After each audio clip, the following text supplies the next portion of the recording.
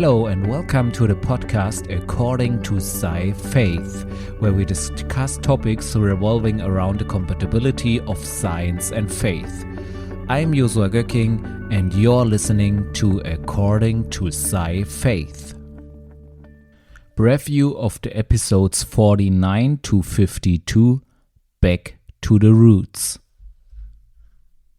Episode 49, Atomic Swerve. In this episode, I want to talk a little bit about something different, something we do not talk so much about. It's more about the Greeks and how they did science, or their philosophies and how they interpreted science in their philosophic ideas.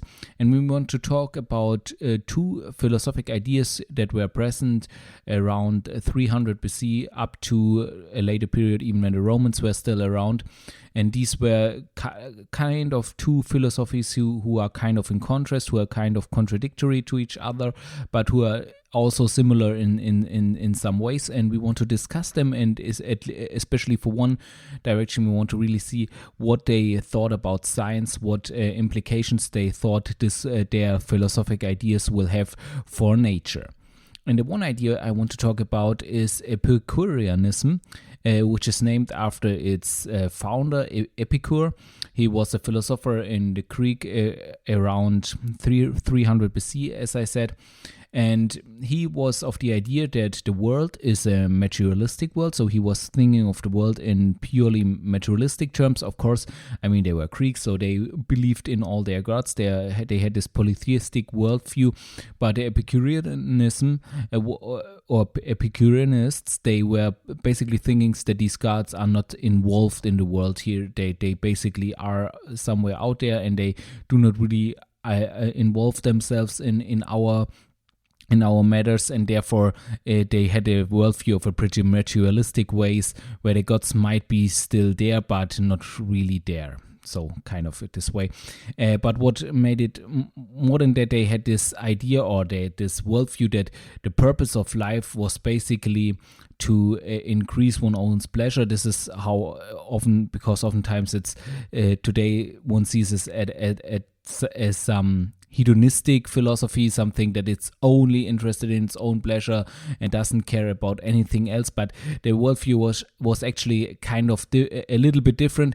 I mean, the own pleasure was at the first and foremost, but the thinking was that this will also lead to moral behavior, that you treat each other morally, because this will give you inner peace, and therefore this will increase your own pleasure. So it's kind of saying being good to others and being good to everyone is kind of good for yourself, and therefore you need to act this way, and so on. And this was the basic idea behind it. One other idea behind it was also that since they had this materialistic worldview, the fear of death was unreasonable to them, and therefore one challenge for them was to overcome this fear of death, since it is unreasonable and therefore it needs to be overcome. And this was their way or their philosophy to enter into the state of peace, where they have peace with the world, peace with themselves, and so on. This was their worldview, and as a worldview which was kind of in contrast, or at least a little bit different, but around at the same time and also pretty consistent around in especially the Greek world, was the philosophy of Stoicism.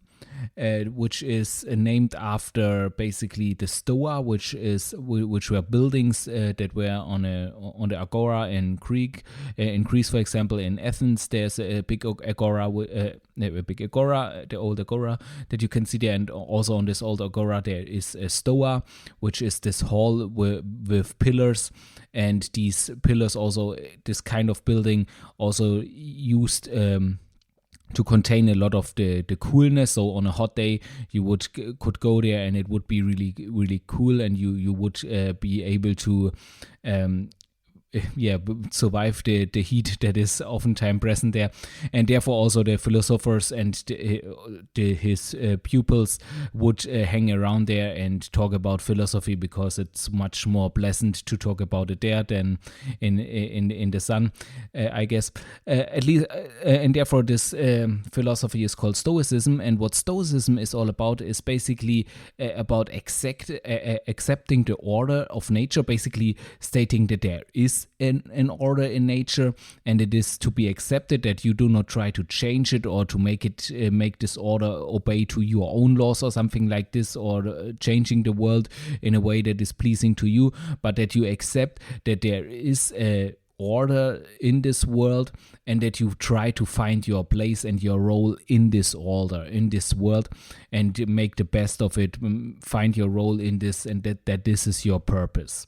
This is basically the idea of Stoicism. So if you are more into Greek philosophy, and I pretty much summed it up in a pretty rough way, then forgive me for that, but I just try to convey the idea to you of these two philosophies. And I also don't want to dive too deeply into these philosophies and what they all mean and what it all says, but I want to say that, for example, Stoicism was also pretty popular, as I said, as Epicureanism, but I think Stoicism also for a longer time held its way also up to today.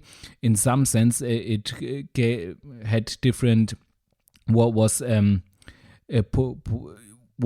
applied in different ways, and also different belief systems took it upon them, including Christianity. So Christianity found a lot of ways in which Stoicism agreed with what they were believing. So the first church fathers, they had some they were dealing with it, and they were also including it in their thinking as a way of saying, of realizing that it is in some way conformist with the Christian faith. But the difference was, and there was also the rejection, of course, is that Stoicism was teaching a clear determinism. So Stoicism had this deterministic order. It had accepted, or it said that there is an order in this world and that you need to accept it. And the way it did it is what it said, that this order is deterministic. That is a deterministic order which is firm, which is set, and therefore you cannot change anything about it, and also therefore your future is set and anything is set in place, and which also to some degree said that you cannot change anything about this world anyway, and therefore you just don't need to try. It was also, and I think this part of this philosophy, especially in Christianity, was rejected, where you kind of give in to this world because it's already in this order, and you just need to find your place in it. Interesting to mention is also that there were many, also among the Romans, who were Stoicists. One famous person was Aurelian, Marcus Aurelian, who you might also know from the movie The Gladiator. But he was a Stoicist, and he, during his time as an emperor, he was known, or maybe also later he was known as the philosopher emperor, and because he was really during the times where he did not have to take care of the Roman Empire, he was thinking about these things and about Stoicism, and also wrote a lot about it. But that's just a side note. And this Stoicism was teaching, as I said, a clear determinism, which is not in line with the Christian belief. And I think, therefore, this part of Stoicism was rejected. But Epicureanism, on the other hand, did not teach such a strict determinism. Of course, Epicureanism was also materialistic, or is also materialistic, but it thinks of, it still believed in, or the Epicureanists still believed in an indeterministic world. And then they had a worldview which was indeterministic, and they already realized that this is kind of in a contradiction with a complete materialistic worldview, and their how they tried to resolve that was, they said, so already then they had this view of atoms at a being the basic foundations of matter. But they had not the atomic model that we have today. It was differing in a lot of ways from that. But they basically believed that atoms, were the smallest parts of something like sand, the smallest parts of which everything would consist. And they believed them to be falling in this world like drops and something. And what they believed then to make this work with an indeterministic worldview was they believed that there was kind of an atomic swerve, which is what they call it. So they are just like tiny fluctuations, statistical fluctuations in these atoms occurring that kind of are not predictable, are not to be able to predict, that are just random and can therefore not be predicted. And this swerve basically leads to indeterminism, leads to free will, leads to all these effects that the Epicureanists believed in. And this is really interesting because it was so the idea, as we see in a second. But what's also interesting is that they did not find a cause for this atomic swerve. So they didn't even mention that there is some cause or there has to be some cause. They just mentioned that this atomic swerve and used this as a template to understand how it can be that in such a materialistic world that they were thinking of, there still can be something like indeterminism, and there therefore also can be something like free will. And what's interesting about this is that if we skip 2,000 years or more into the future, then we will see that this is quite similar to the theories we have today. At least in this part of the atomic swerve is quite similar to for example, the Heisenberg's uncertainty principle in quantum mechanics, where we also have these fluctuations, this uncertainty in which ways a particle or an atom in this sense will take, and therefore which leads to us not being able anymore to predict the certain results and only being able to give certain probabilities for a certain event to happen or to occur. And therefore we have here the exact same thing that they already predicted, that there is some kind of atomic swerve that's going on at the atomic level. Of course, as I said, the atomic model they used was completely different than the one we know or we are aware of today or believe to be there today. And also a lot of other things were completely different. Their whole view of how these atoms are interacting with each other and so on was completely different to what we describe today. And therefore you cannot say, oh, they already had quantum mechanics all figured out. That's definitely not the case. They were far from it. But it shows that in their thinking, they kind of had this idea that something like these quantum fluctuations, something like these statistical uncertainties that are a core nature of science, these probabilities, these that are in nature, placed in nature, that this has to be there. Because if you look at when quantum mechanics was developed, it came really as a surprise to everyone, to every scientist. There was nobody who really did expect such a thing. Everyone was believing in a deterministic universe, and it really came as a shock when physics did not pan it out, and it looked like probabilities are at the core of everything. And if you look in this way, the Greeks already, at least the Epicureanists, they already saw that, they already predicted that, which is impressive. With their atomic model, which was far more primitive than ours, they predicted that. So it cannot be the scientific model that led them to that, because this was far more primitive. So what was it? And as we can see, it was their philosophy. So in their philosophy, there was something that seemed to show that for their philosophy to work, something that what they believed or this atomic swerve had to occur. It had to be there. And therefore they came to this conclusion, although their scientific models were a lot more primitive. Because if you I said it, I think sometimes already on this podcast, the Greek had a different way of doing science.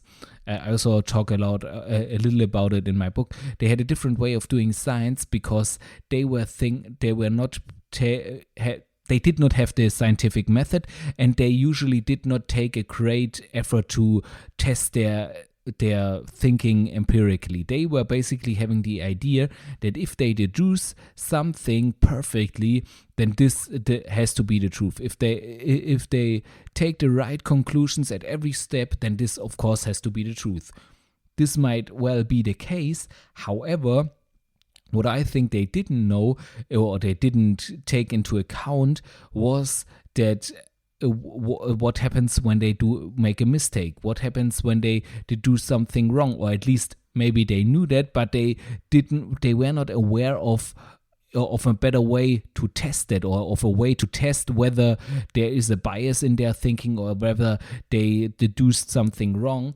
But they just thought, okay, we try and we compete with each other, who has the best ideas, and then we see what pans out. But still, this was leading to mistakes, and the scientific method that we have today, that I described also in a previous podcast episode, where it is about where the experiment has a high value because it allows us to confirm whether the assumptions and the deductions that we have made, whether they are true, whether they are really present in nature, or whether we at some point made a mistake, or whether our whole assumption is completely wrong, and therefore this is much more effective than the science that the Greeks did. But still, as we see in this atomic swerve, there is something in this thinking of the Greeks which is superior to the one that we apparently currently use. And I think this is the to have a philosophy that fits with how nature works. I mean, as I said several times in this podcast, we have this also in science. Science itself came about through Isaac Newton, who was among others, not only Isaac Newton, but many others who were deeply Christian and of Christian faith, and also brought their worldview, their Christian worldview, into their science, and the basic ideas which we now think are apparent on which science rests. For example, that there are universal laws into this universe, and and so on. These things are Christian convictions that come from a Christian worldview, and therefore this is basically this is basically also already happened, that philosophy developed the scientific method and the scientific way, the scientific thinking and the worldview and assumptions behind science, and this was pretty productive. And the Greeks were also productive in this way, but as we have seen, not as productive as we are today with the scientific method, which, as I stated several times, I also believe to have come from or have been developed out of this Christian worldview. So I think this Christian worldview in doing science, in getting to the right answers and also getting to the right worldview is a lot more, or having the right worldview is a lot more effective, a lot closer to that. But I think there was something, at least, that the Greeks had some part of this that was seemed to be have been superior. And I don't think necessarily that this is something that is not already in a Christian worldview, but I think what happened when science took its course is that somewhere this idea that there is determinism in this world, which is not a Christian worldview, but this idea came about. So I think Newton had this idea of this clockwork universe, which he attributed to a God, to a creator who built it perfectly. But I think at some place this deviated to something where people said, yeah, this is this perfect clockwork, and therefore it doesn't need a God, therefore everything is already determined. don't think that this was really in Newton's mind, but later scientists came to this awareness, especially if you think about Simon de Blas, a French physicist who basically stated, or it is said that he stated to Napoleon after he asked him why he did not mention God in his work, that he said, I did not need this hypothesis for my work. So, and he was pretty deterministic, so he was really thinking that the world is completely deterministic. So I think this worldview of determinism came about not through the Christian worldview, but by a later worldview which was getting more and more atheistic as science progressed. And therefore, I think people were rather surprised when quantum mechanics came about and showed this all in a kind of different light, and showed that the truth was actually different, and the truth was actually indeterministic. So the truth was indeterministic, but the way the world works, the nature was indeterministic. You could not predict everything if you had the initial conditions of all the particles and everything. And the Greeks already knew this too in their philosophy. They also came to this conclusion, and therefore they developed this mechanism of atomic swerve. And I believe if one would have stuck close to this Christian worldview, as Newton did, as many scientists also later did, Faraday, Maxwell, and so on, I think if one would have stuck with this and did reject determinism early on when it came about, and when everything in this perfect clockwork, which is of course is, but there's still room for indeterminism. And if one would have stuck to that, I think one would have been not so surprised with quantum mechanics coming about. It maybe would still have been weird, some results of it, as they are, but because they are not used to what we see in our everyday life, of course. But I think one would not have been so surprised with these results. And therefore, I think this shows us a way forward, a way to do science in a way which is even more effective than it is done today. And this is by having the right philosophy, the right ideas, the right worldview, and not ruling this out in science, not saying, you cannot bring your worldview into science. In some sense, that's true. In some sense, it's important to not have a bias or a wrong bias, or be convinced that something so firmly convinced of something that if their experiments disagree with the results, that you cannot change your mind. There is some truth to that, but I think still to say I go into the experiment, into my science, into my scientific thinking without any predetermined worldview.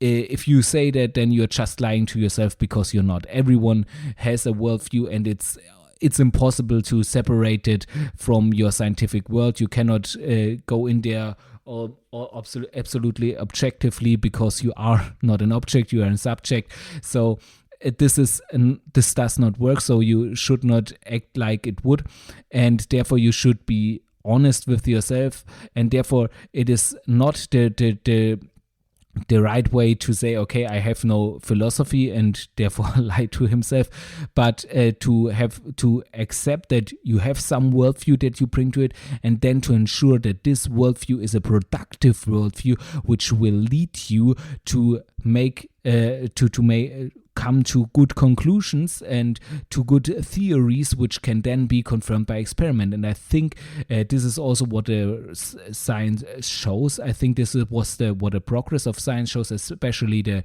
scientific revolution. I think the Christian worldview delivers the best template for such an endeavor, for making science on a Christian worldview, founded on a Christian worldview. I think will lead to the best scientific results, as it can be seen in the scientific revolution. And I think it comes all down to this principle, that we understand that creation is a reflection of its creator. And if we look at the creator, if we get to know the creator, then we can turn this principle around and look in creation how the creator might reflect itself. If we know the creator, then we know how he would reflect himself in creation, because basically that's what the Greeks did. I mean, they did not believe in the Christian God, of course, but they believed in some principles that you can see have some truth to it, and then they concluded from these principles how they would reflect themselves in nature, and from there they came to this atomic swerve. And in the same way, you can take the Christian worldview, you can get to know from the Bible and from personal experience, you can get to know your creator, and from there understand who he is, and from there make conclusions about how nature, how his creation works. And from this, I think you will get the most productive theories about our nature.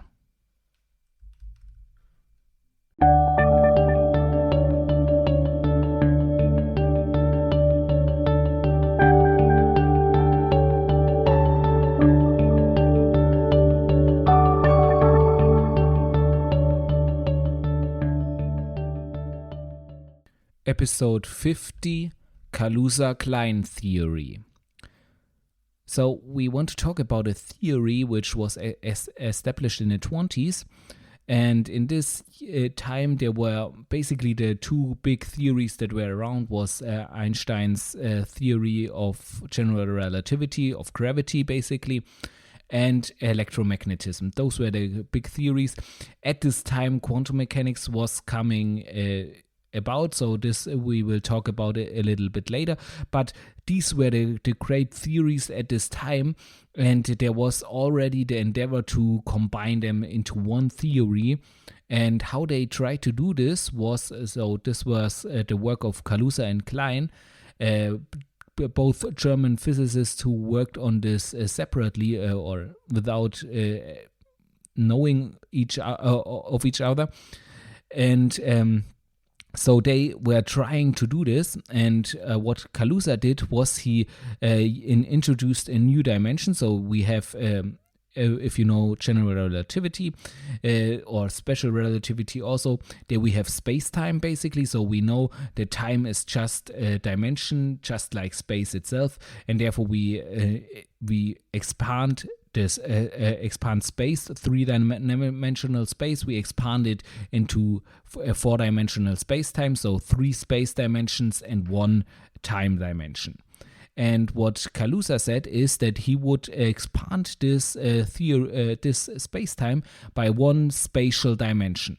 So instead of three spatial dimensions and one time dimension, he would now have four spatial dimensions and one time dimension, and it took altogether then 5 dimensions.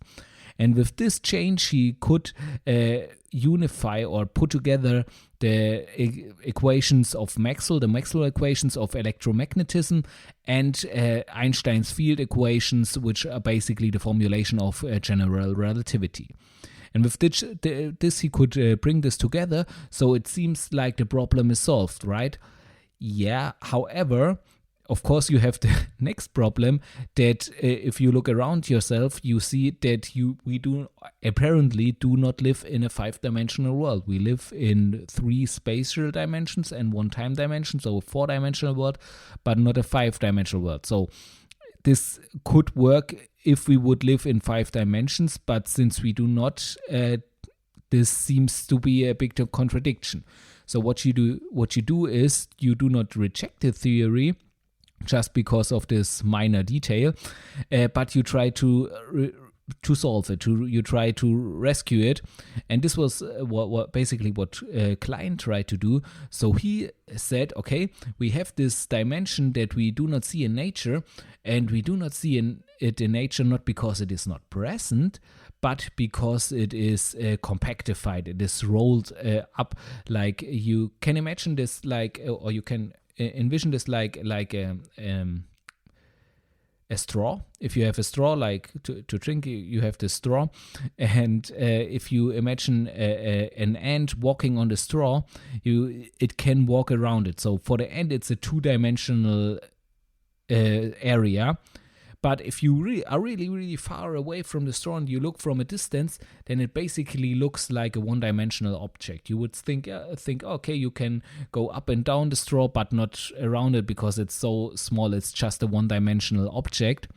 And this is basically the idea behind it, that these dimensions are kind of rolled up like a straw, and this so tightly with such a small radius that we cannot even see it anymore. So the radius that is proposed there is much smaller than atomic diameter, so we cannot even resolve it in any way.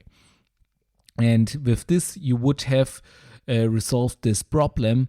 However, as I said, about the same time, quantum mechanics was becoming more and more present, and each theory that was developed in this time to really have consistent stability, to really be a theory that could survive for a long time, it needed to be quantized. You need to have a quantum formulation of this theory, because since quantum mechanics is occurring at the atomic level, any theory of matter needs to take this into account, needs to take these quantum effects into account. And the way to do this is basically by quantizing a theory. This is how you basically call it. And this is not as simple as it may sound like, because not every theory can actually be quantized.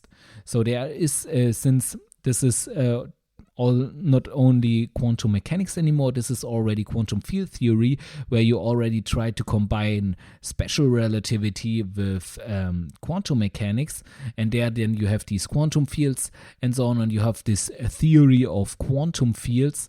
And the interesting fact that comes about then is that in these theories you will have infinities occurring, so results of your calculations will tend to go to infinity, which doesn't make any sense, and you need to kind of resolve that.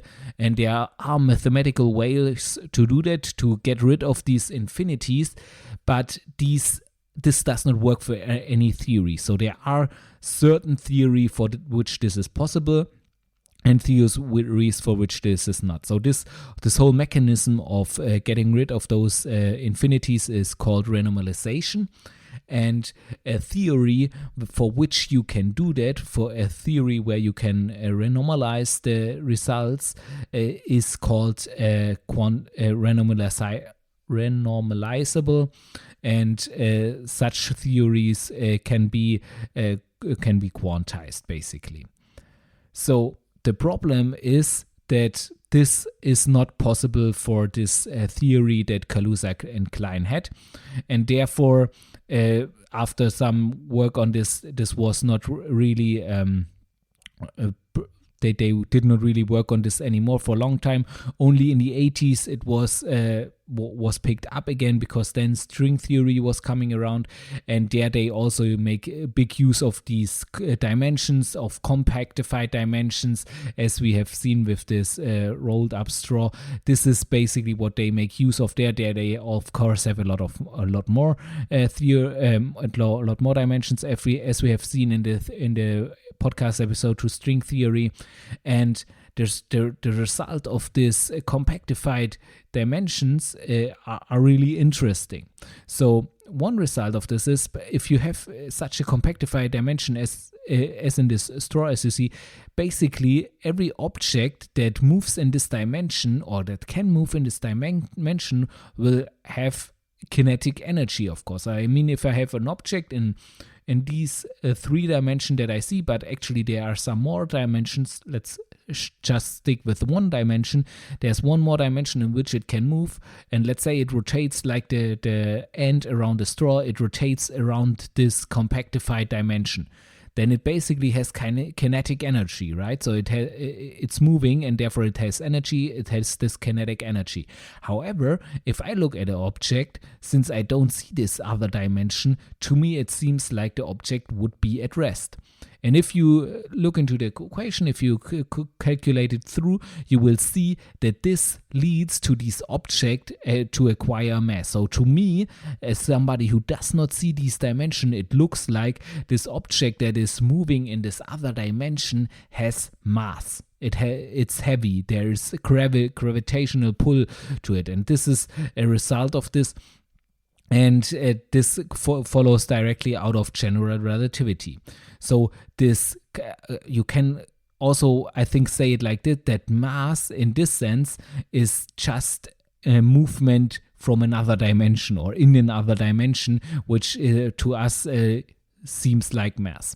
And I think this can be interpreted also in the spiritual in an interesting way, because for one thing, it shows that there is nothing that is really at rest. I mean, you already have this in special and general relativity, that there is basically no system that is at rest in relative to everything, because there is no absolute system. Everything needs to be considered relatively to each other. For example, if I drive with a train to Berlin, then I will feel myself at rest and think all the trees and street signs and so on are moving past me.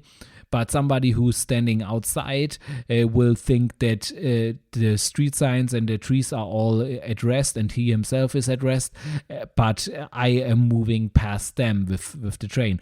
And you might say, okay, but the one who's standing outside, he's more on the right because, let's face it, the train is moving.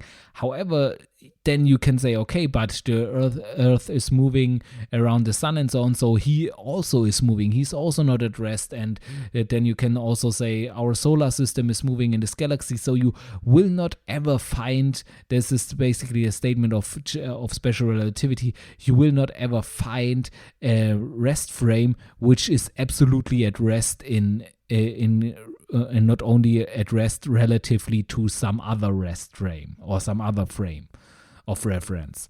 And this is basically always doing this. Therefore, you can always say there's nothing that is really at rest, or there's nothing of which you can say that it is really at rest. But here you have even more than that. You have these objects that are at rest in their rest frame, in their frame of reference. They are still can be moving in one dimension, which in a rest frame where you would see relatively to it other movements, you would still not see this movement, since it is in a dimension that you cannot really detect. And therefore this shows that even there you can see that everything is moving, nothing is really at rest. And this also shows that God is not at rest. God is not resting. It says in the Bible several times that he's not of course, on the as it says in the story of creation, on the Sabbath he was also resting. That's not the kind of rest I'm talking about. I mean, what I mean by that is that God is always on the move. He's always on the move. He's always moving forward. He's always always at work, basically, not in a way that he does not come to rest, but I think you get what I mean. But and what you also can see from this, that this mass gets from this movement in this other dimension. So this kinetic energy from this other dimension basically leads to mass in this world where we do not see these dimensions, basically. And this mass holds together the world. So dark matter, normal matter, and so on are basically in such a setting that they hold each other together, that the universe does not collapse in itself, but also not expand into nothingness, and so on, that this is just in a balance.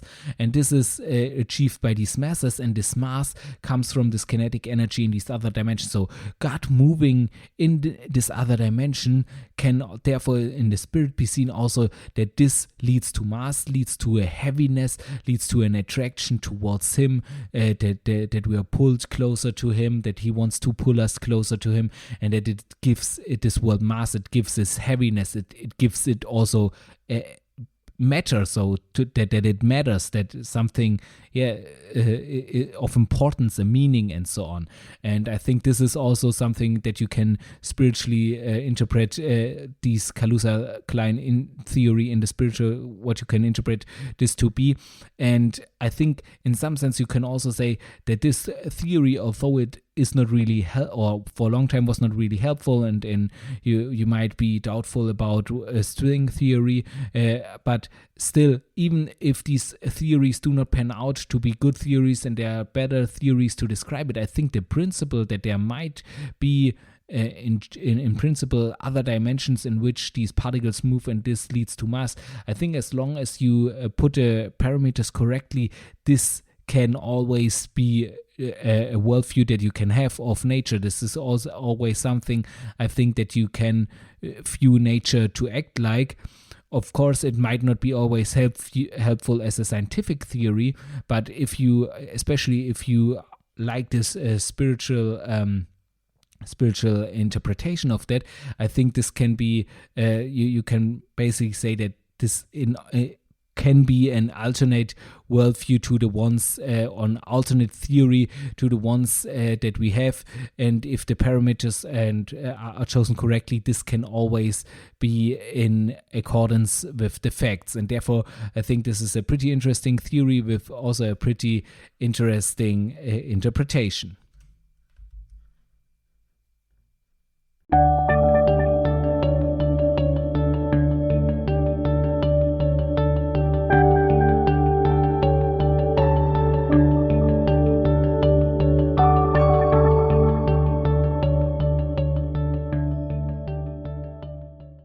Okay, time for a short break. In this break, I just shortly want to mention other products that you can have except for this podcast. So for once, if you want to really learn more about the Sci-Faith podcast, I really recommend to you to get my book, Sci-Faith, The Compatibility of Science and Faith, which is available in English as an ebook. You can order it at Amazon.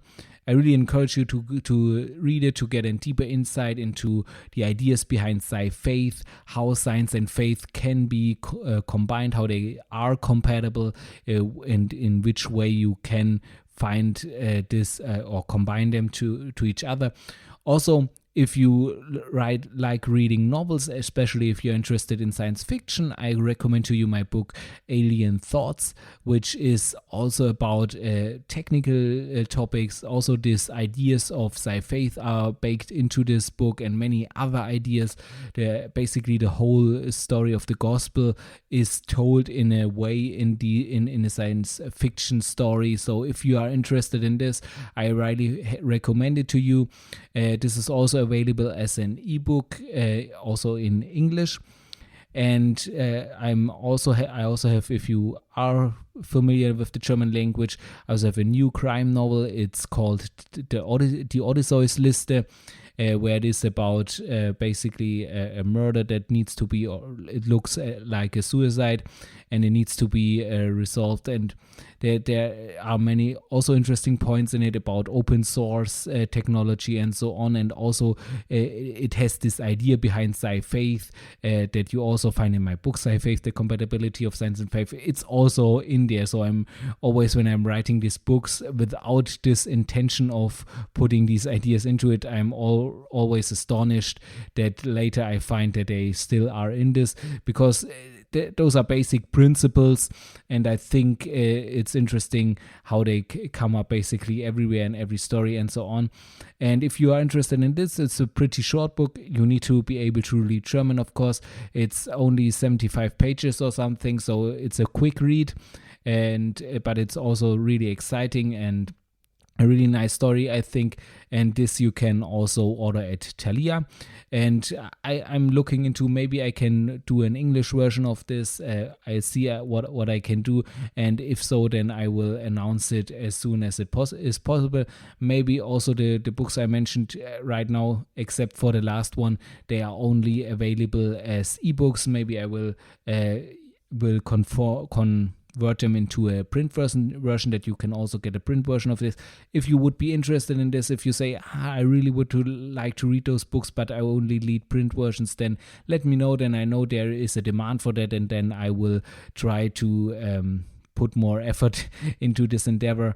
And if you have any kind of feedback to my books, or want to write a review, or want to get in touch with me, and you can always use the contact form at my webpage, sci-faith.de/en. I really like to hear from you and get any feedback from you, and also ideas for new podcast episodes, and so feel free to contact me at any time.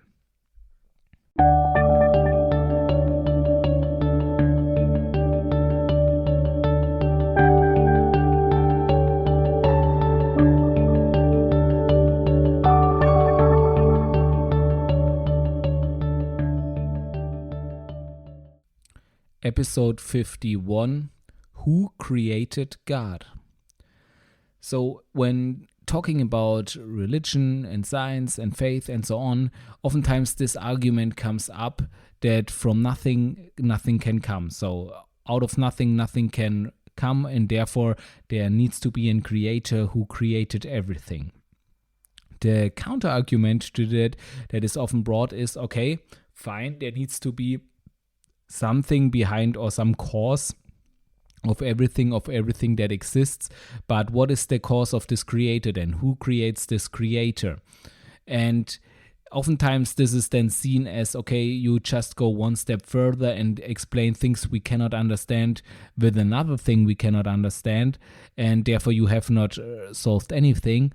But this is actually not the case, because the idea that a creator would need a creator is nonsensical for several reasons. So for once, the problem that you try to solve is that in this world we have this basic principle of causality, which basically states that every cause or every effect has a cause, and therefore this universe being here is an effect. It's effectively here, so there has to be an effect, and this therefore has to have had a cause. There needs to be a cause behind it, and therefore in this world we have this law of causality, which basically states that, and which basically tells us that this universe here needs to there has to have been a cause behind it.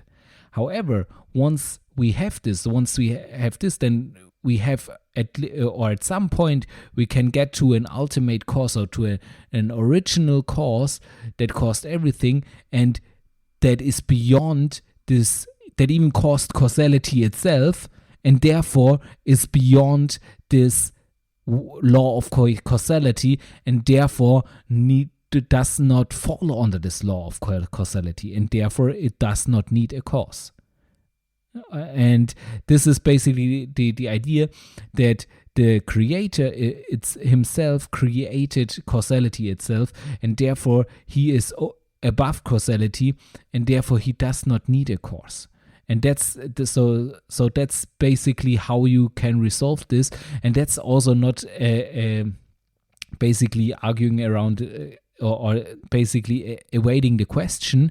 It's really following logically out of this thinking that everything that is caused has to have had a cause, and the thing that is not under causality, is not under this law, can and does not need to be caused, and therefore you have this starting point basically from which everything was caused, but which itself does not need this to have been caused, because it is not under this law.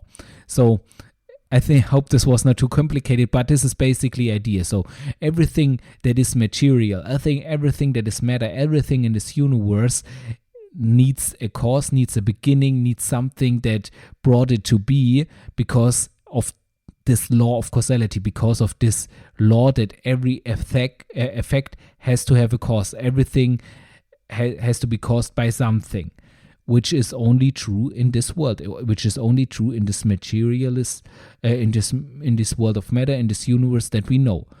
In other places, we don't know them, so we can not know whether causality holds true there, but in principle it can be that it is not, and it's also reasonable to assume that it is not. So therefore we can assume that something outside of this material world, outside of this, does not need this causality. Because also, if you look deeper into that, you can also see that out of our universe, we can see this also from relativity, out of our universe there is no time and space. Because time and space, we can notice from relativity, are basically concepts in this universe, and outside of it, they do not necessarily exist, and therefore we already see that causality cannot really exist outside of there, because causality needs time. You need to have a cause and then an effect. There needs to be a time difference between that. There needs to be a time when the cause occurs and the time where the effect occurs. If there's no time, you cannot have this causality, because there's no time, basically. And therefore, this is also the big idea behind the theory of relativity. The theory of relativity is basically trying to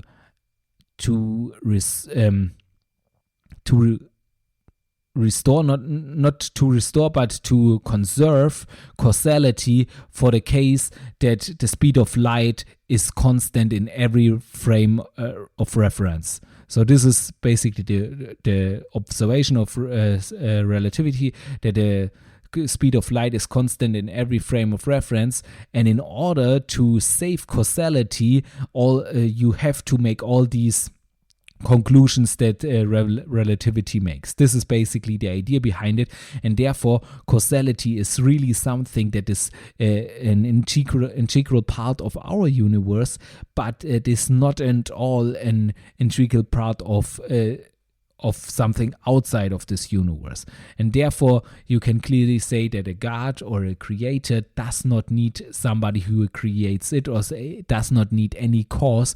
You can really stop the chain there. You can really stop into going further steps there, because this is really the final step, and it's also logical that it is a final step and that there are no steps behind it anymore. And this, however, is not possible if you stick to the materialist worldview. If you say there's just matter, there's nothing else, then this does not work, because there's a different approach by some philosophers or scientists who have this basically brute fact interpretation, that they say some things in this world are just brute facts. You cannot explain them, you cannot find reasons for those, you cannot argue about them. They are just the way they are, and you just have to accept it. And then they say basically that the universe as it is, that the universe exists in the way it is, that it is there, is just such a brute fact. It's just the way it is. And this, on the other hand, is really evading the question. It is really just going around it and saying, okay, I cannot understand why the universe is here. I cannot understand how it came about, what caused it, or if anything caused it, or how it can be that nothing has caused it, and so on. And therefore, I just say it's a brute fact. It's just the way it is. And this therefore does not work. So you really need a God and a creator as an explanation, but a brute fact explanation just does not work out. It just does not work out, and therefore we already see that assuming a creator is not just one step further, just saying, okay, everything has a cause, and I say the cause is God. Instead, the cause of it is the universe itself, or something like that, some brute fact.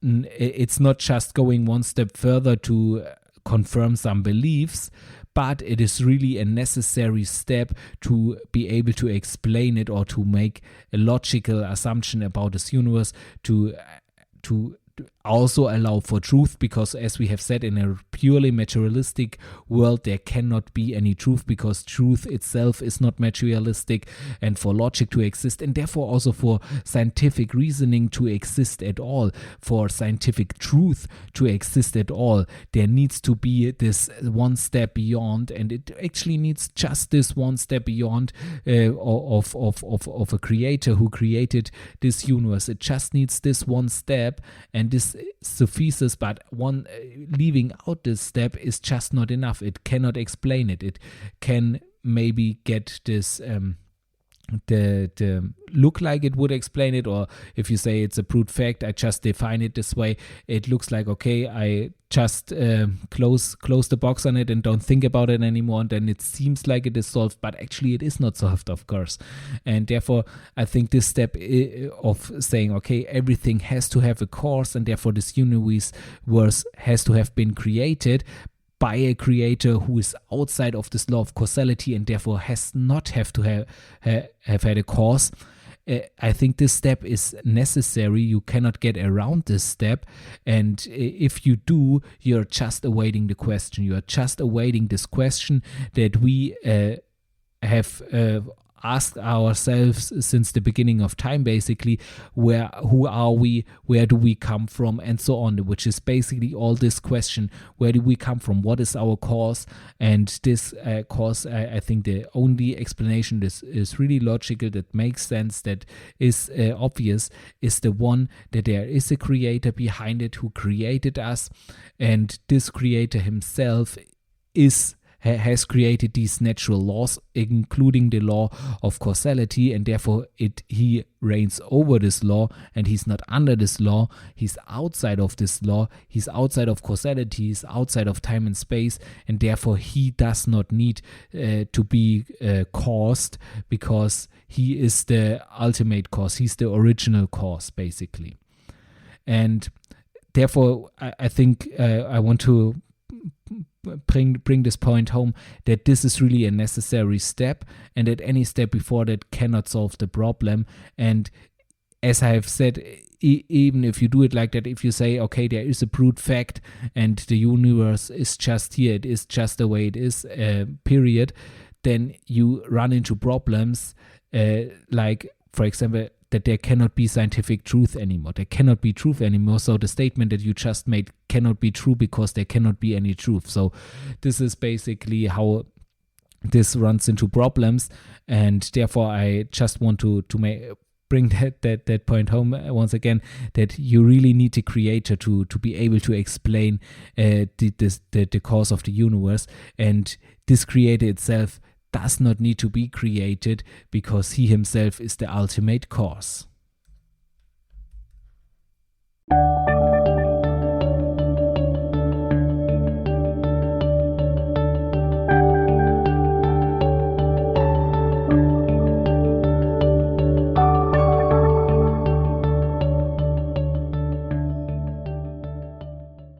Episode 52, The Queen of Science.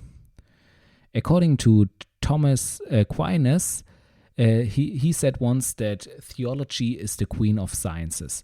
This is a pretty controversial statement, especially today. Many people argue about this and say, theology itself is not a science. It does not follow any scientific method or methodology, and so on, and therefore how can it be the queen of science, and so on. And we, in this episode, I want to a little bit talk about it, talk what is meant by this statement, or how we can understand this statement, and also talk a little bit about it, how theology can in some sense consider to be a science, consider to be also an experimental science. And for this I need somebody to help me, or I need some author who helped me, and this one is C.S. Lewis, who I recently read. I read of him Mere Christianity, which is a pretty pretty good book. I really can recommend it. So especially if you are somebody who really wants to know about the Christian faith, who's interested into understanding what Christians really believe, if you are a believer yourself or not, it doesn't matter. I really recommend to read it to you, because he really dives in deeply. He really gives explanations for all the kinds of Christian terms you maybe only have heard here and there, but never really understood. And therefore, I really can recommend it to you. And it also gives you deep insights, also especially if you want to talk about these topics, about theological concepts. He really dives into things that have been long solved, long discovered, and instead of, as it is usually the case, especially in social media, where things, especially also in theology, that have been discarded long ago by almost every Christian, are being brought up again and again and again, and it's like talking about a flat Earth, which is also something that in some circles of social media has become popular, like talking about things that have been discarded long ago and revolving around this again and again instead of continuing and going forward. It's really to be recommended to read such books and get an understanding of where we currently are, what basically is the state of the art, and then to continue from there instead of going in circles. And C.S. Lewis, if you don't know him, he's I think most famous for his books of for his Narnia books, the King of Narnia and so on, which were also made into films. And he was also friends with J.R.R. Tolkien, who is the author of the Lord of the Rings, and they were also both Christians, both good friends, and were part of a circle called the Inklings, where they just were writing about faith, about all kinds of other things, and were writing poems, were writing books, were writing essays and so on, and also books in which they dive deeper into theological concepts. Especially C.S. Lewis wrote a lot about this, and a lot of deep going books. He really thought a lot about it. I think he had really a lot of understanding about faith, about a Christian faith, and he answers a lot of questions that come up again and again, and especially in Mere Christianity, he really answers these basic questions. And he also finds nice ways to express this, to also show these in a nice way, to give examples and comparisons. So I really can recommend. I cannot recommend it enough to you to read this book. It's really an impressive book. And in this book, he also talks about theology in this also in the sense of science. So he states that theology, in a sense, is an experimental science. And then he also says what he means by this. He says that you can basically, as other scientists have their instruments, like microscopes, telescopes, and so on, you can see the instrument of theology is basically also like a lens through which we see God, and this lens is ourselves. So through ourselves, we can get into contact with God and therefore see him. And in the same way, like when you have a microscope or a telescope and the lens is dirty, in the same way, then you cannot see then the stars, or what you try, the bacteria, or what you try to investigate. You cannot see them clearly. You will maybe make mistakes in your analysis, because the dark spots, the dirty spots, you will consider to be something you see on the microscope, but actually it's just the dirt on your lens. And in the same way, if you have a worldview, or if your lens yourself is kind of dirty, then you will also have a vision of God which is blurred, which is not the complete picture, and so on. And as Christians, of course, we believe that this dirt, of course, is a result of sin. So if there's sin in our life, then there can be some blurred vision of who God really is and how he really is, and so on. And Therefore, this is here you can see there are great similarities to science. You can also state that these blurred vision can also come from biases, from wrong worldviews about God, from wrong ideas about God, or ideas how God might be or is supposed to be. And this can also blur our vision of God. And you might now say, okay, this is subjective stuff, and therefore this is not really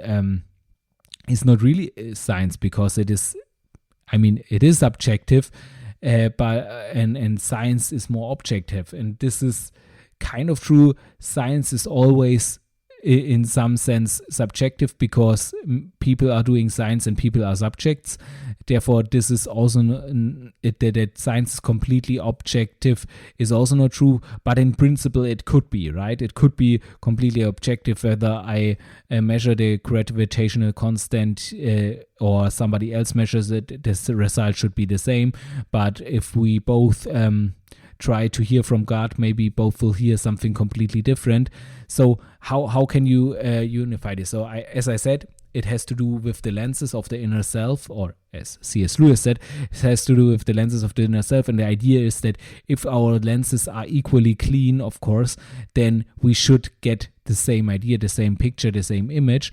And also, that's the part that I would add also to it. We have the Word of God, and from this we can also distinguish what in our vision, what we did see is really God and what is not, because it also has always has to be confirmed by the Word of God itself, by His revelation of Himself to us. But also, I think it's more than that. It's also, if you just look into science, you also have the same there. You also have the case that some lenses are dirty, and even if you say, okay, I can clean those lenses in a way, okay, then the lens is cleaner. But still, if you go into high precision experiments, there you have the same case that even these highly polished mirrors and telescopes and so on, they are even not able to resolve the finest light and so on. So there is even with the cleanest telescopes and so on, there is always a way to get even cleaner, to get even more, resolve even more. And in the same way, it is here. So it's not just that we say, okay, we are complete dirty lenses and therefore we cannot see clearly. It's also the more the cleaner we get, the more we can see, the clearer we can see Him, and also the clearer our picture of Him gets. But there's always room for improvement, where we can get even cleaner and resolve even more, as it is in science. So you see the relationship to science is pretty close. It's pretty similar. And if you just accept that we as subjects might, in our subjective experience, which is then it's an experience, receive something that is objective, that is really there, that is has some truth to it. If you can just accept that fact, which, as we have discussed in several ways, because of materialism not being a full, complete theory that is able to explain everything, so you kind of have to expect that the subjective experience also has truth to it and can also lead to subjective truth. So if you can just accept that, then you see that this is not so far from science itself, but still it is correct that this would not be a science in the traditional way, or not the traditional way, in the way that it is defined today. So in the way that we do science today, this would not be a science, because it is subjective. It is inherently subjective and not as objective or as science today tries to be. Of course, as I said, nothing is ever completely subjective, but it tries, the science today focuses on objective truths, on truths that can be objectively quantified, which is not the case here. Those would be truths that are only quantified in a subjective manner, but still the assumption is that there are objective truths that can be obtained this way. And what's more, it's also not only that we each looks individually with their lenses. It's also what C.S. Lewis also emphasizes is that there is a Christian brotherhood, so to speak, and this is basically the technical equipment of science, the laboratory outfit, as he calls it, so that we are learning together as a community, as a whole community of Christians. So it's not that one person himself is the great prophet and has understood everything, but that we each other get understand things about God, see in part, as Paul also states in the Bible, we each see in part, and then we can put this together to more and more get a picture out of it. And if each of the Christians keeps his lens as clean as it is possible, and we put this all together, then we will achieve an image that is as clear as can be. And then it's also, you can kind of see it like if you do experiments in, for example, particle physics, where you have a lot of data flowing around and you have background events, you have signal events, and then in the end, with enough data, you will have enough statistics to separate the signal from the background. So the signal would be the part that is really the objective reality, and the background would be stuff that's just flowing around in there. And in the same sense, you can see it here, that if we have this Christian brotherhood of many believers who bring together their stuff, their experience of God together, then you will have maybe a lot of background, maybe a lot of individuals who have one thing that nobody else experienced, but you also will have many things that others can confirm that they have experienced in the same way. And this is basically like signal and background that you can separate then. So there you can see there's also a close similarity to science. And therefore, I think the statement that theology is the queen of science is already therefore valid if you can expand the view of science to even include such subjective experiences, which, if you want to have a complete science, if you really want to understand the world in its completeness, you have to do, because you have to include it, as I have shown before, and therefore you kind of have to include it. But if you say, okay, we restrict science to only focus on this objective world, on these things as science is defined today, even then I think the statement is valid, not in the way that it is a science that is over all the science, because in this way then it would definitionally not be a science, but still you would have the fact that all these sciences that we are practicing today, they came forth out of this worldview, out of a worldview, as I said in the podcast episode to the scientific method, and in several other episodes, it came out of this worldview of natural theology, and where basically one said that God reveals himself not only in scripture but also in nature. And from this, we have these ideas that natural laws are holding universally, and many other things that we are implicitly believe about science that we just do not question anymore, which basically are the axioms of science, maybe even axioms of science that we are not even aware of, that are so completely clear to us that we do not even question them, that we do not even begin to question them, that we are not even aware that we are convinced of these things, and these things, and they follow from this Christian worldview, and they follow basically therefore from Christian theology, and therefore you can clearly say that the sciences came forth from this theology, and therefore the statement of theology being the queen of sciences makes also sense in this sense. So even if you say, I want to leave science defined as it is today, even then there's a strong argument to say that theology is the queen of the science, not because it is then a science itself in this kind of definition, but because science and the scientific worldview came forth from this theology, from this theological worldview.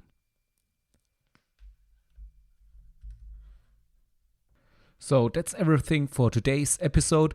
I hope you liked it and you enjoyed each part of it. If you want to get in touch with me or discuss a topic or want to give me some feedback, then feel free to contact me using the contact form on my website, sci-faith.de/en.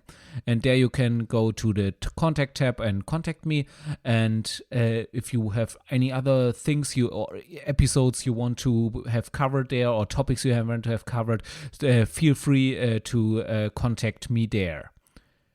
Also, if you are not yet familiar with the format in which this podcast is produced, let me just briefly explain it to you. So there is always at the beginning of a month or of a block, there is a big block of 4 episodes in one thing. It's kind of like a preview, which I call it, where you have the next 4 episodes all in one episode together, combined.